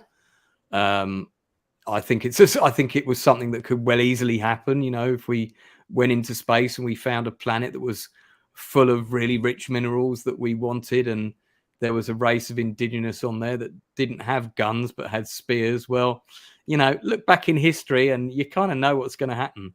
But I really liked it. I loved the whole story. I loved the effects. I loved the design of the craft. I loved that dragon craft with all the missiles on it. I wish there was a miniature version of that. I'm hoping Lego are going to bring it out soon because they're now doing Lego Avatar figures. Did you know that? No, I didn't. Yeah, the first few sets are already out. You can buy one of the the what are they called? The creatures that they fly on. You can buy a set of that. I'm sure if you have a quick look on Google, you'll see it. And I'm a massive Lego guy. I've got huge amounts of it in the shed. But yeah, so I think I'm going to have to get some. If they bring out that dragon ship, I'm definitely going to get it. They've already brought out the little helicopter that the lady painted, the girl from Fast and the Furious painted blue. She painted blue stripes on it. That set you can already get. So you can already get one of those. Well, I happen to be a huge Sam Worthington fan. Like, I love this man. And I also want to say hello to Memes of Destruction. How are you today? Says, hey guys, what's going on? Hey. Going on, Memes? How's it going? Yeah, I think he's wonderful. I think you know, I just love him. So when I heard there was a second one coming out, I watched the first one. Definitely 90% of it was because it was a new technology. You remember when it first came out, it was a big deal. Yeah. You know, and it looks incredible. Lorena went to one of the parks, and I can't remember what it's Disney Universal, but in the parks they have a attraction. It's Avatar, and it looks just like the movie. So I think it's in Disney, isn't it? It's in the original Disney park in Florida, I think. Yes, and she went to it and she recorded, so you guys can see it actually on her channel because she does review the parks. She's an expert on the parks, and you know, I was on that live stream. You can see me commenting on it. I was on that live stream watching it. I specifically put it in my diary to check it out. And I think it's incredible that we can even that they did that. I think that might be one of the greatest achievements of it. And I think people will go to it and see Avatar 2 also because of how incredible they recreated it in the park as well, which is another consideration. I think every child, you know, in the planet is going to go see this film, right? I think a child could see this film. What do you think, Lance? Well, that's good. It's great that you asked me that question because one of the Outcasts creative, a guy called Toby Cockrell, or as he is affectionately known among the group, Uncle Toby. And he's on a couple of our live stream performances we did in lockdown playing various characters. He's got 2 kids and twins. I think they're about 9 years of age. And we took them to see the 4K re-release of Avatar recently. And we went to see it in a 4D cinema. That's one of the ones where the chairs throw you about and you get like water sprayed on you. I'd never been to see a film in 4D before. And it was in like an IMAX screen, but with these slightly less comfortable chairs that constantly pummel you when you're being shot at with a machine gun. And it was very effective, but it's a bit like watching a film on a roller coaster. Yeah. And when that movie's nearly 3 hours long, that's a lot. You get I couldn't watch a Transformers film on in 4D, but the kids absolutely loved it. They were not bored, and that says something. You know, kids get very bored very easily these days because they've seen it all. But at the end of the 4K re-release of Avatar, there's 2 interesting things for those people that haven't seen it. First of all, when they're all being when all the guys are being led off onto the transport, all the humans. Yes. And you've got Giovanni Ribisi's character there. And in the original cut of the movie, including all the extended versions, because I've got all of them, he just went past and he kind of looked kind of sullen and he kind of carried on. And Jake's kind of standing there with the gun, you know, in the Avatar body. And in this version, he stops, comes up to him and he goes to Jake Sully, "This isn't over, you know." And then he carries on and he's being led off. And I don't know whether they shot that originally and they just didn't put it in. It looks like they shot it originally because it was so seamless. Everything about it looked like it had been shot as part of that scene, but it just wasn't in there before. Mm-hmm. So they put that in to set up the sequel, which was nice. And then just after the kind of Leona Lewis song had finished at the end, but before they went into the black and white credits with 10,000 visual effects guys that worked on the film, they showed a really long, it was probably about 5.5 minutes clip of Avatar 2. And apparently there were 4 different clips, and it depended where you went to watch the movie as to which clip you got to see.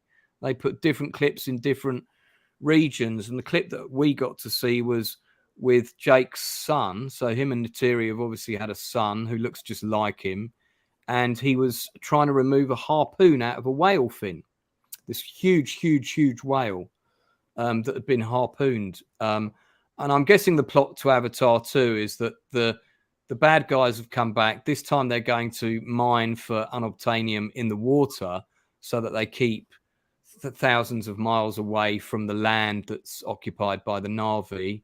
And, you know, and then obviously the various underwater tribes, their kingdom and their culture and their landscapes being destroyed by mining. And we're kind of going to go into a similar sort of plot, but now there's going to be sons and daughters of people. There's a lot of people that are coming back that feel to me like they shouldn't be in the second film. And I know that they're like the main villain who was killed.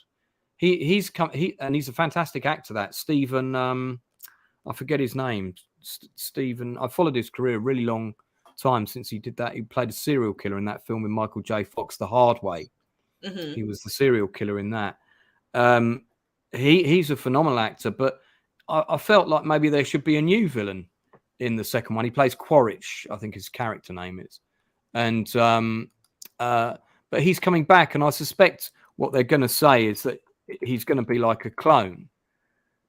I mean, yeah, okay, that's, I guess, you know, sure, we can have a clone, but then you've also got Stephen Lang, fantastic actor, phenomenal actor. You've also got Matt Gerald, who played Corporal Lyle Wainfleet. Now, the last time we saw him in Avatar, especially in the extended cut, he's got a rhino thing with 2 of its paws coming right down on his face, and you hear the glass break in that kind of robot battle suit that he's in. I mean, his head would have been grounded to a pulp. So is he coming back as a clone as well? And if that's the case, then what happens is, Celia Renya, is you start to lose that sense of jeopardy again. What's the point of a character dying? Because, well, there'll be a clone that will come back in Avatar 3. So I think the more that they kind of do that kind of thing, that for me lessens the drama. It weakens it. So I am interested to see how these characters come back. If they all come back as clones, I'm going to be a little bit disappointed. For me, that's going to undermine the plot a little bit. But you know, but great that CCH Pounder's in there again. Great that Joel David Moore is in there again. These are characters who survived the original. We've got Jermaine Clement coming in as a doctor. I can't wait to see what his character's like. And I'm guessing Sigourney Weaver's going to turn up as some kind of, she's going to turn up when they connect with, you know, the hive mind. Yeah. And she's going to be in the conscience of the planet somehow.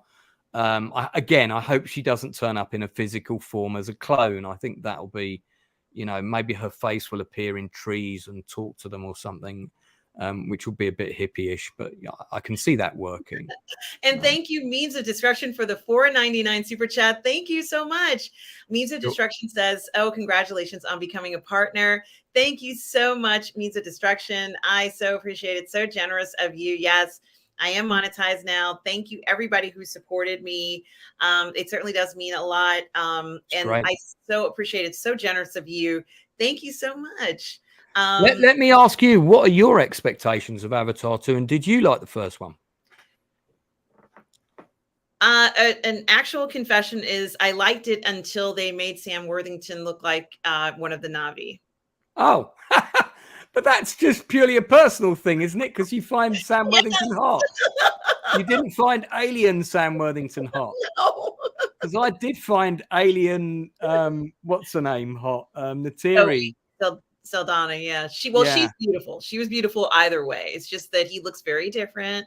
And that's why certain films I can't enjoy all the time, because they change, the person looks so dramatically different. It's not like you're kind of like changing him from someone who has blonde hair to a brunette or something. Like this is like a completely different species. So it's like Shrek. It's like Shrek, princess decides to become an ogre. It's very different type of situation. You're no longer. If it's true love, you should still love the ogre version of Sam Worthington. You see, you're showing up your, Well, you know what it is. You've got to love him in all his form. Whatever version of Worthington we get, if you love him, you've got to love him. But then it's like they kind of like, I think that in the series, I think it made its point. For me, the hive mind was the biggest takeaway from Avatar. And I think that they made a good impression, or gave you a good sense of that order of magnitude with the trees and with the lights. Because it was almost like these lights were these connecting points. And there were, if you can imagine, millions of these, a million lights glowing or pulsating at the same time. And it kind of made it seem like there were these interconnected particles, and that this movement almost represented that they were communicating at each point. And that was very good. And also with their tails, like they could connect in or kind of, log on. It's kind of like the planet internet in a way. Yes. It's sort of a version of that, but more emotional and less clinical, I suppose. Exactly. I loved all the world building of Avatar. I loved the look of it. Cheesy. Story's been done a dozen times. But I loved it all. Thank you so much, Stubble, for the super chat as well. So generous. Thank you, Stubble. Stubble says, I need to leave now, but nice to see you, Lance. Stubble, you are so amazing. Thank you for the generosity. I so appreciate it. I would say that visually, Avatar at the time was incredibly stunning. And I think that a lot of movies have tried to capture that. And that was what they were trying to capture, Lance. Yeah, I mean, like, I really felt when I went to see Aquaman and you saw a lot of the underwater stuff, it felt to me like they were trying to jump ahead of the game and say, haha, Cameron, we're going to show people the cool underwater CGI stuff first. It really did feel like that to me. And I didn't think it was that great. It just felt like watching, again, it just felt very Clone Wars, like watching a computer game. I went to rewatch Avatar, as I said recently, and I was really worried that it was going to suffer from, it's, 13 years old now? It came out in 2009, I think.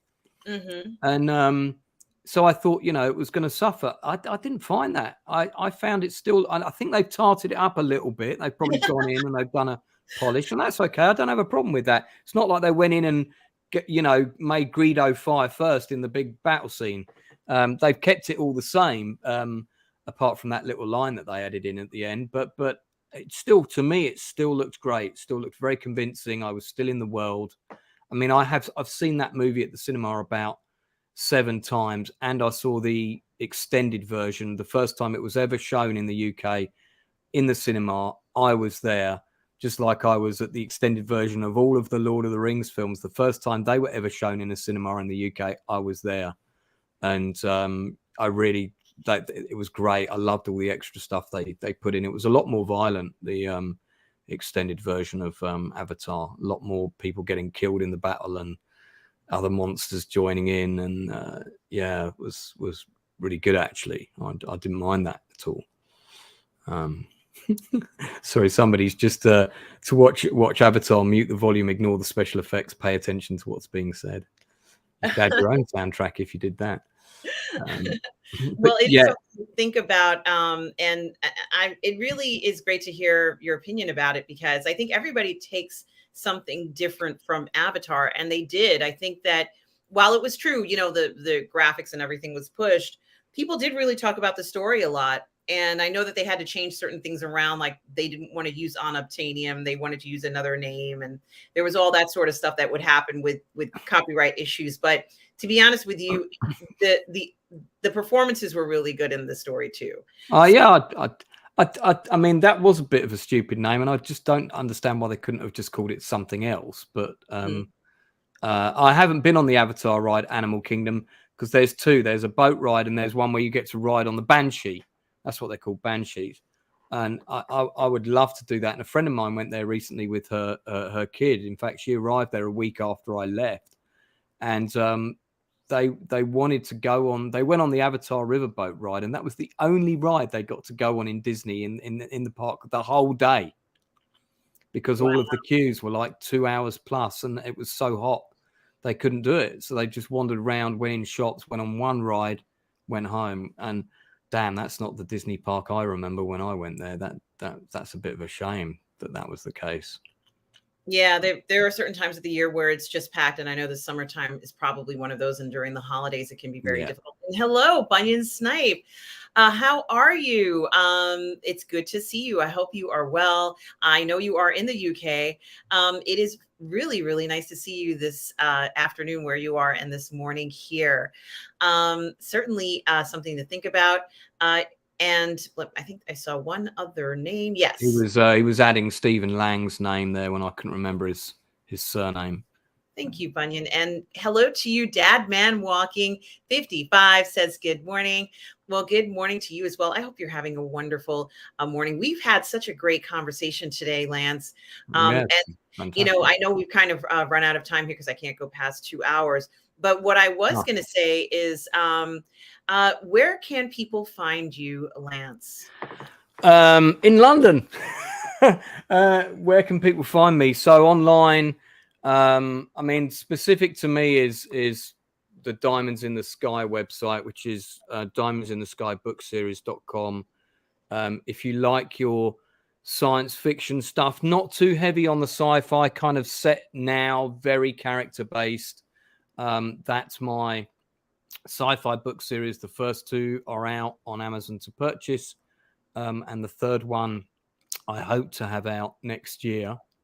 I've also got several of my plays are published on Amazon, and also a couple of my scripts. And in fact, if you're a World War II buff or a history buff, I'm putting the Pegasus Bridge script out on Amazon in a couple of weeks. So that's the next thing I've got coming out. In fact, I was working on that all day yesterday.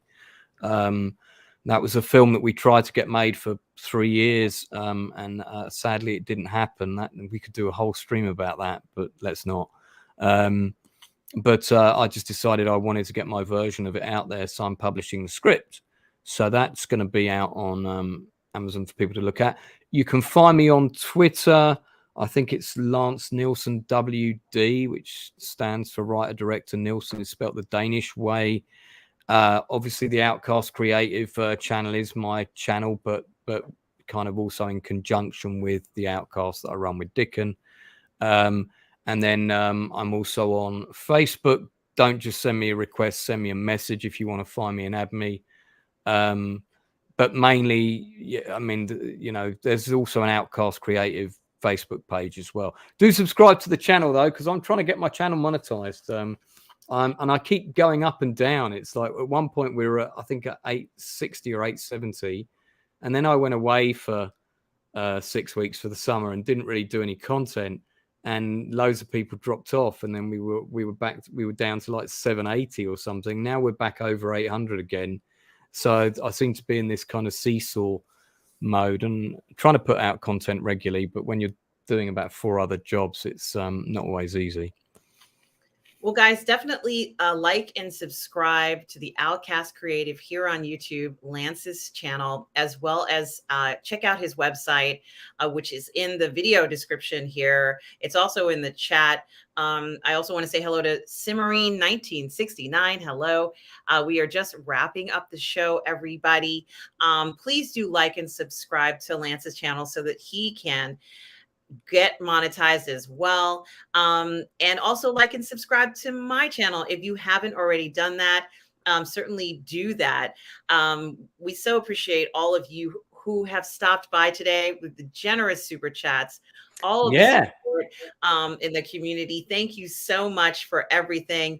Lord Toth, hello. Hello, Lord Toth is here as well. Thank you for stopping by. Thank you, everybody. Of course, thanks to Tom Jr. Jackson for always making sure that everything runs so smoothly on the mod side, and my collaborator. We are all goof people. Tom Jr. Jackson also has his own channel, guys. So please subscribe to that, where he does his reviews and Instagram posts with his Funko Pops.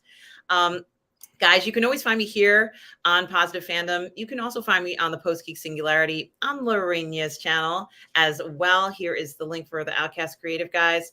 And also you can find me on sometimes the 1/6 Scale Man Network and Midnight's Edge in the Morning. So, but please do subscribe here. If you liked what you saw today, please subscribe to Positive Fandom. Also subscribe to the Outcast Creative.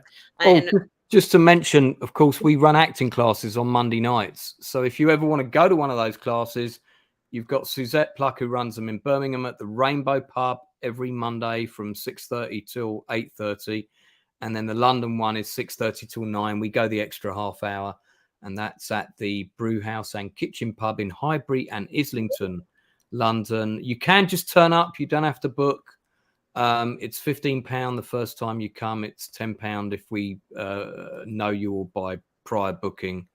And it's improv based. Sometimes we do script work. You don't need to be an experienced actor. You can, if you just want to give it a go, if it's just something you want to do as a hobby, all of that is absolutely fine. That's kind of a segue into getting involved with the bits and pieces that we do. That's how most people end up doing the live shows that we stream online, or the plays that we did that we talked about at the beginning of the stream, if you want to go back and watch that. Yeah, I know, Dennis Mason, it's peanuts. We don't make it, we never make any money at it.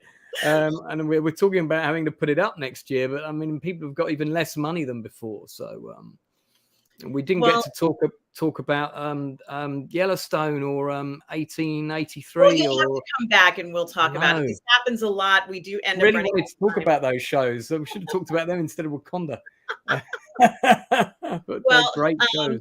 Darth Plato, thank you so much. Happy Thanksgiving for those of you who celebrate Thanksgiving. And also Retro Nerd Girl, thank you for your kind words as well. Guys, thank you so much for everything. And for all of you out there, no matter where you are, always please remember to please be kind. Be kind. Bye.